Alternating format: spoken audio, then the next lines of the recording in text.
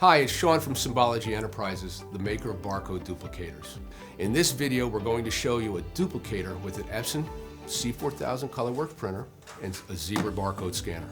And like all of our duplicators, once we have created your label templates, duplicating them is easy. One of the use cases that we run into is compliance labels. What happens if your GHS label falls off your chemical container, or you have to do a food processing, or anywhere where you have a compliant label that you need colors and you need the symbols that various organizations like the GHS says you have to have on your products.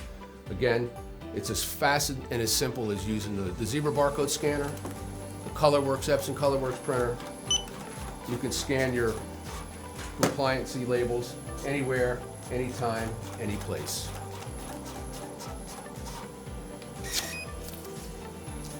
Compliant label, barcode duplicated, full color.